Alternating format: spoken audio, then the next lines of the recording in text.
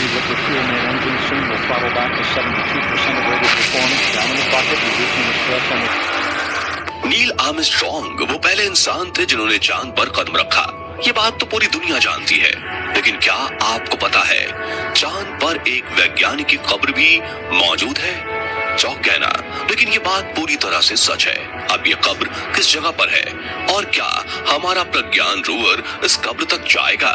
जानने के लिए वीडियो को अंत तक जरूर देखें। दोस्तों, 21 जुलाई 1969 ये वो ऐतिहासिक दिन था जब नील आर्मस्ट्रॉन्ग चांद की सतह पर कदम रखने वाले दुनिया के पहले इंसान बने। इस घटना को हुए 54 साल बीत चुके हैं और इस दौरान दुनिया भर की स्पेस एजेंसियां ना जाने कितने मून मिशन लॉन्च कर चुकी हैं। इसी सिलसिले को आगे बढ़ाते हुए अभी हाल ही में हमारा चंद्रयान 3 मिशन भी लॉन्च हुआ है।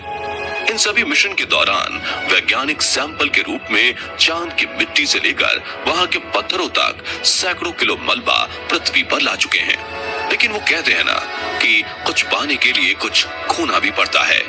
इस केस में वैसा ही हुआ है। दरअसल चांद के सैंपल्स कलेक्ट करके लाने में वैज्ञानिकों को पृथ्वी से ले जाई गई कई चीजें वहीं पर छोड़नी पड़ जाती हैं, जिनमें से कुछ चीजें वैज्ञानिकों को मजबूरी में वहां छोड़नी पड़ती हैं और कुछ जानबूझकर भी वहां छोड़ी जाती हैं।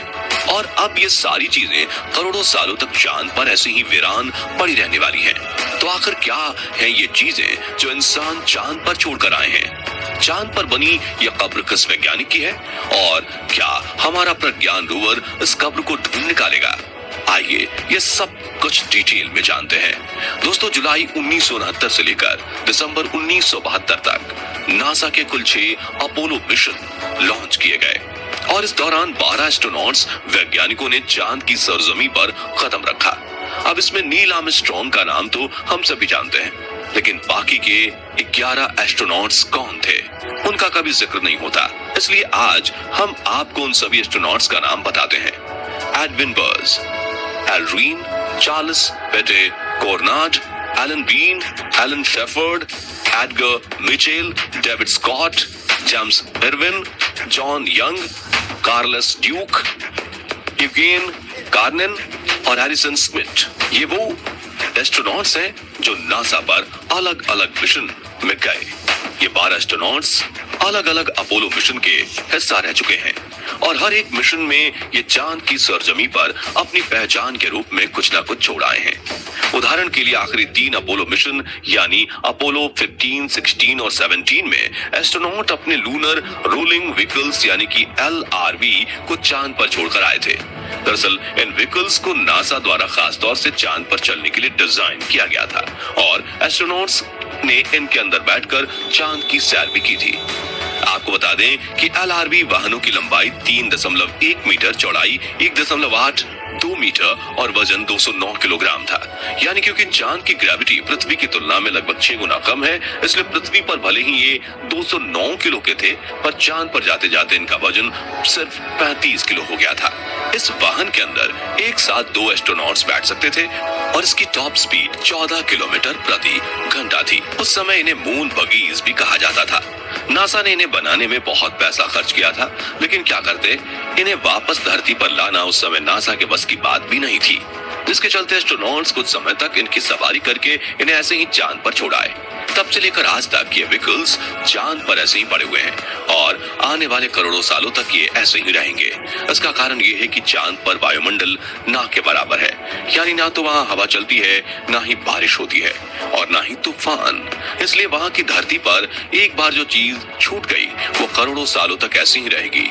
यहाँ तक कि नील आर्मस्ट्रॉन्ग के जूते के निशान भी चांद की मिट्टी पर आज तक वैसा ही बना हुआ है, मानो कोई अभी एक पहले ही वहां से गुजर कर गया हो। इसके अलावा सभी 6 अपोलो मिशन जो चांद पर सफलतापूर्वक लैंड हुए, उनके लैंडर मॉड्यूल को भी चांद पर ही छोड़कर वापस आना पड़ा और ये लूनर मॉड्यूल आज भी अपनी जगह पर ऐसे ही खड़े हैं जैसे एस्ट्रोनॉट्स अभी कुछ घंटे पहले ही इन्हें छोड़कर यहाँ गए हों। इन बड़ी बड़ी चीजों के अलावा एस्ट्रोनॉट्स की और भी कई सारी छोटी मोटी चीजें इनकी लैंडिंग साइट पर आज तक ज्यों की त्यों पड़ी हुई हैं।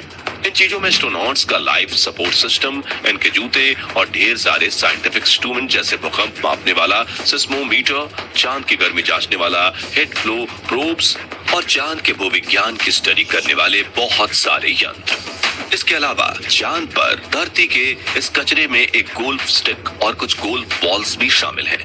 दरअसल अपोलो 14 मिशन के दौरान एस्ट्रोनॉट एलन शेफर्ड एक कीर्तिमान बनाने के लिए अपने साथ गोल्फ स्टिक और कुछ गोल्फ बॉल्स चांद पर लेकर गए थे और सफल लैंडिंग करने के बाद उन्होंने चांद पर गोल्फ के कई शॉट भी खेले। इस तरह ये चांद पर गोल्फ खेलने वाले पहले और इकलौते इंसान बने और उनकी ये गोल्फ बॉल्स और गोल्फ क्लब आज भी चांद की सतह पर ऐसे ही मौजूद है जैसे 53 साल पहले उन्हें वहां छोड़ा गया था। ये लिस्ट यहीं पर खत्म नहीं होती, बल्कि चांद पर छोड़ी गई चीजों में अमेरिका का झंडा, तोड़फोड़ करने वाले कुछ औजार और एस्ट्रोनॉट्स के मलमूत्र की थैलियां भी शामिल हैं। साथ ही कुछ एस्ट्रोनॉट्स यहाँ अपने परिवार के फोटो भी छोड़कर आए हैं। खैर ये बात तो हुई अपोलो मिशंस की। इसके अलावा बहुत से मानव रहित चंद्र मिशन लॉन्च किए गए जिनके निशान, औजार और मलबा वगैरह आज भी चांद की सतह पर पड़े हुए हैं। आप में से काफी सारे लोग शायद ये बात नहीं जानते होंगे कि नासा से पहले सोवियत संघ ने चांद पर अपना मिशन भेजा था। इस मिशन का नाम लूना 2 था, जो दुनिया का पहला ऐसा लूनर मिशन था जिसने चांद की सतह को टच किया। हालांकि इसमें लैंडिंग की जगह स्पेसक्राफ्ट चांद पर क्रैश कराया गया था। इसके चलते इसका मलबा आज भी चांद पर वैसे ही पड़ा है। ठीक इसी तरह भारत के चंद्रयान 2 का विक्रम लैंडर जो सॉफ्ट लैंडिंग करने में नाकाम रहा, वो भी छोटे छोटे टुकड़ों में टूटकर चांद पर वैसा ही बिखरा पड़ा है। और अब चंद्रयान 3 के विक्रम लैंडर और प्रज्ञान रोवर भी हमेशा के लिए चांद पर ही रह जाएंगे। खैर चलिए अब बात करते हैं उस कब्र की जिसका जिक्र हमने वीडियो के स्टार्टिंग में किया था। दरअसल चांद पर जिस इंसान की कब्र मौजूद है उसका नाम है यूजीन मार्ले शूमेकर। यूजीन मार्ले शूमेकर एक महान अमेरिकी भूविज्ञानी और प्लेनेटरी वैज्ञानिक थे। हालांकि उनकी मौत चांद पर नहीं हुई, लेकिन इनकी कब्र चांद पर ही मौजूद है। अब आप सोच रहे होंगे कि भला ये कैसे मुमकिन है। चलिए आपकी दुविधा को दूर करते हैं। दरअसल दोस्तों यूजीन एक महान वैज्ञानिक थे जिनका जन्म 1928 में हुआ था, लेकिन 1997 में एक सड़क दुर्घटना के दौरान उन्होंने दुनिया को अलविदा कह दिया। यूजीन ने बहुत से अमेरिकन एस्ट्रोनॉट्स को ट्रेन किया था। साथ ही यूटा और कोलोराडो में यूरेनियम की खोज भी सबसे पहले उन्होंने ही की थी और अपने जीवन काल में अंतरिक्ष के अंदर इन्होंने बहुत सारे माइनर प्लैनेट्स खोजे थे। साइंस के फील्ड में अभूतपूर्व योगदान के लिए इन्हें बहुत सारे अवार्ड्स से भी सम्मानित किया गया, लेकिन साथ ही दुर्भाग्य से इनमें से कुछ अवार्ड्स इन्हें तब दिए गए जब ये दुनिया को अलविदा कह चुके थे। नासा भी अपने इस वैज्ञानिक का सम्मान करना चाहता था, जिसके लिए उसने तय किया कि वो इनकी कब्र चांद पर बनाएगा। दरअसल शूमेकर ने अपनी पूरी जिंदगी चांद को स्टडी करने में बिताई थी और वो मरने के बाद भी इस सेलेस्टियल बॉडी का हिस्सा बनना चाहते थे। उनकी इस इच्छा को पूरा करने के लिए 1999 के दौरान नासा ने लूनर प्रोस्पेक्टर स्पेसक्राफ्ट को जानबूझकर चांद की साउथ पोल एरिया के पास एक गड्ढे में क्रैश करवा दिया। इस क्रैश की वजह से स्पेसक्राफ्ट छोटे छोटे टुकड़ों में टूटकर वहां फैल गया और इसी मलबे में एक कंटेनर भी शामिल था जिसके अंदर यूजीन शूमेकर की अस्थियां थीं। इस तरह से ये चांद पर दफन होने वाले दुनिया के पहले इंसान बने।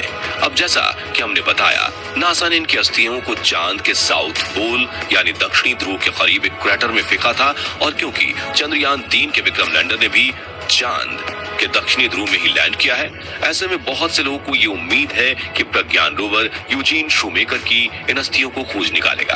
लेकिन असल में ऐसा कुछ नहीं होने वाला, क्योंकि इसरो ने अपने प्रज्ञान रोवर को चांद की सतह पर दूसरी जरूरी खोज के लिए भेजा है, न कि यूजीन शूमेकर की अस्थियां ढूंढने को।